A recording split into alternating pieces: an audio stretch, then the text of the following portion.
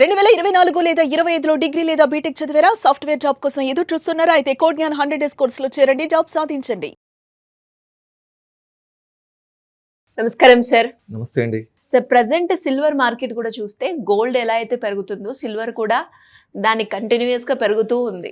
So మరి ఈ silver సంగతి ఎలా ఉండబోతుంది? మరి గోల్డ్ అయితే ఉగాది తర్వాత పెరుగుతుంది అని అంటున్నారు.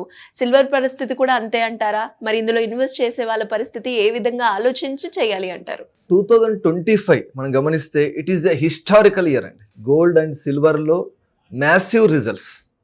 అంతకు ముందు 2000 సంవత్సరంలో ₹1,00,000 ఎవరైనా పెట్టుబడి పెడితే 2026 సంవత్సరంలో వారికి 3 లక్షలకు పైగా రిటర్న్స్ కనబడేటువంటి అవకాశం ఉండేది. అంటే ఇంత హిస్టారికల్గా ధరలు పెరగడం అనేది ఎప్పుడు కూడా జరగలేదు. అనేక రకాల కారణాలు దానికి తోడయ్యాయి.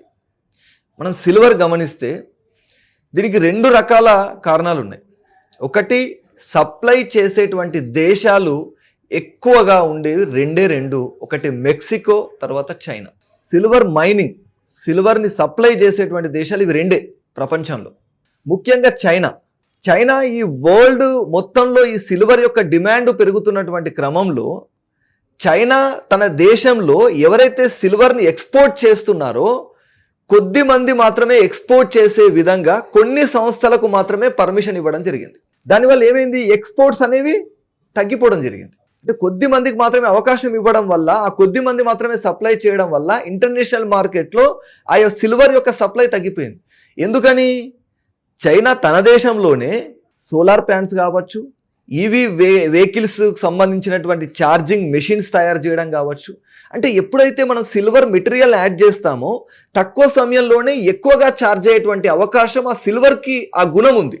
కాబట్టి చైనా ఈ యొక్క మెటీరియల్స్ తయారు చేసేటువంటి ఆధిపత్యం ప్రపంచంలో నా దగ్గర మాత్రమే ఉండాలి, నేను మాత్రమే ఇలాంటి ప్రోడక్ట్స్ తయారు చేయాలి అనేటువంటి ఒక ఆధిపత్య ధోరణితో దాని యొక్క సప్లైని తన కంట్రోల్లో ఉంచుకోవడానికి ప్రయత్నం చేస్తుంది. ఎందుకంటే ఆ ప్రోడక్ట్స్కి డిమాండ్ పెరిగినప్పుడు చైనాను మాత్రమే సంప్రదిస్తారు అనేది చైనా యొక్క ఉద్దేశం. దీనికి అనుగుణంగా ఎక్స్పోర్ట్స్ ఎప్పుడైతే కంట్రోల్ చేస్తుందో, కొరత ఎప్పుడైతే ఉంటుందో ఆటోమేటిక్గా మనకు డిమాండ్ ఎక్కువగా ఉన్నప్పుడు రేటు కూడా పెరగడం అనేది జరుగుతుంది. ఇప్పుడు భారతదేశం ఇంపోర్ట్స్ చేసుకోవాలి అనుకున్నట్లయితే సప్లై తక్కువ ఉంది కాబట్టి ఆటోమేటిక్గా సిల్వర్ రేట్ అనేది ఈరోజు పెరుగుతుంది.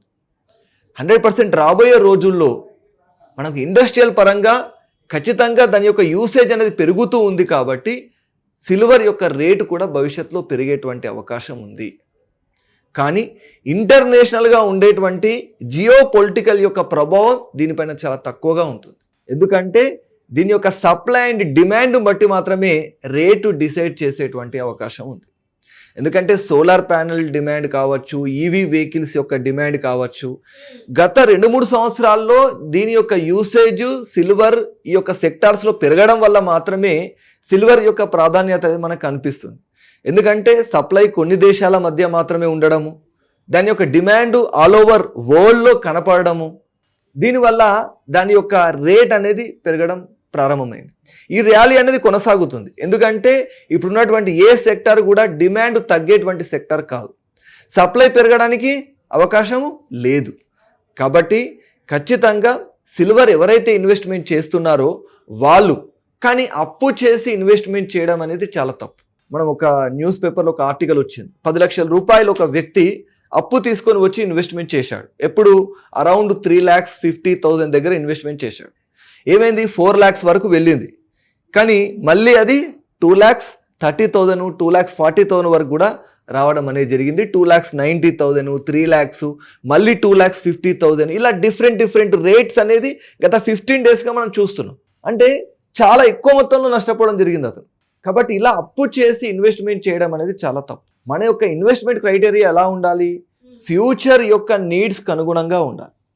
మనం పోర్ట్ఫోలియోలో చెప్తున్నాం చాలాసార్లు, 15 to 20% మాత్రమే మనం గోల్డ్ అండ్ సిల్వర్లో ఇన్వెస్ట్మెంట్ అనేది చేయాలి. ఇప్పుడు ఈరోజు చాలా కంపెనీస్, మనకు నిపాన్ సిల్వర్ ETF కావచ్చు, అదేవిధంగా ICICI ప్రుడెన్షియల్ సిల్వర్ ETF కావచ్చు, ఇవి మంచి రిజల్ట్స్ కనిపిస్తున్నాయి. కాబట్టి అట్లీస్ట్ వాళ్ళ యొక్క ఇన్కంలో, ఫర్ ఎగ్జాంపుల్ ఒక 30,000 శాలరీ ఉన్నటువంటి వ్యక్తులు ప్రతి మంత్ కూడా అట్లీస్ట్ ఒక 6,000 to 8,000 రూపీస్ ఈ ETFస్లో పెట్టుబడి పెట్టడం వల్ల లాంగ్ టర్మ్లో మనకు మంచి బెనిఫిట్స్ అనేవి కనిపిస్తాయి. ఎందుకంటే ఇక్కడ 2 రకాల బెనిఫిట్స్ అండి. ఒకటి ఆటో డెబిట్ సిస్టమ్. మనం మన వంతుగా డైరెక్ట్గా డిపాజిట్ చేసి సేవ్ చేయాలి అంటే అది కుదరని పని, అలా ఎప్పుడు కూడా కాదు. ఎందుకంటే మనిషి యొక్క మెంటాలిటీ అలా ఉంటుంది.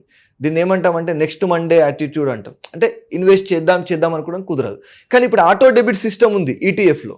అప్పుడు ఏమైపోతుంది, మన శాలరీ నుండి ఆటోమేటిక్గా డెబిట్ అయిపోతుంది. నువ్వు మళ్ళీ ఆలోచించాల్సిన అవసరం లేదు, స్టాటిస్టికల్ రిపోర్ట్ చూడాల్సిన అవసరం లేదు, తగ్గిందా పెరిగిందా చూడాల్సిన అవసరం లేదు. ఎందుకంటే లాంగ్ టర్మ్లో తగ్గినప్పుడు కొంటుంది, పెరిగినప్పుడు కొంటుంది, మార్కెట్ హెచ్చు తగ్గులప్పుడు కూడా మనకు ఇన్వెస్ట్మెంట్ అనేది బిల్డ్ అవుతూనే ఉంటుంది. అది మన కాంపౌండ్ రూపంలో ఎక్కువ మొత్తంలో కార్పస్ తయారవ్వడం అనేది జరుగుతుంది. కాబట్టి ఒక 6,000 to 8,000 రూపీస్ మనం ఆటో డెబిట్ సిస్టంలో పెట్టుకుంటాం కాబట్టి మనకు భవిష్యత్తులో కాంపౌండ్ రూపంలో మంచి రిజల్ట్స్ రావడానికి అవకాశం ఉంటుంది. ఇంకా ఎవరికైనా కూడా మీరు అన్నట్టుగానే సిల్వర్ పరంగా కావచ్చు, గోల్డ్ పరంగా కావచ్చు, రకరకాల ఇన్వెస్ట్మెంట్ మార్గాలు అయితే ఉన్నాయి సార్. సో వాటి గురించి వాళ్ళకి ఇన్ఫర్మేషన్ కావాలి అంటే ఎలా మిమ్మల్ని అప్రోచ్ అయ్యే ఛాన్స్ ఉందంటారు? Gold, silver and other investment portfolio అంతా కూడా పర్సనలైజ్డ్గా ఉండాలి. అంటే వాళ్ళ యొక్క శాలరీ, వాళ్ళ యొక్క ఏజ్కి అనుగుణంగా మనం ప్లాన్ చేయాలి. కాబట్టి ఎవరికైనా సరే వాళ్ళ ఏజ్, వాళ్ళ యొక్క ఇన్కమ్కి అనుగుణంగా ఒక మంచి స్ట్రాటజీ అనేది నేను ఇవ్వడం జరుగుతుంది. స్క్రీన్ పైన కనిపించేటువంటి నెంబర్ కాల్ చేస్తే నా యొక్క 1-to-1 సెషన్ అనేది అవైలబుల్గా ఉంటుంది. డెఫినెట్గా sir. Thank you so much.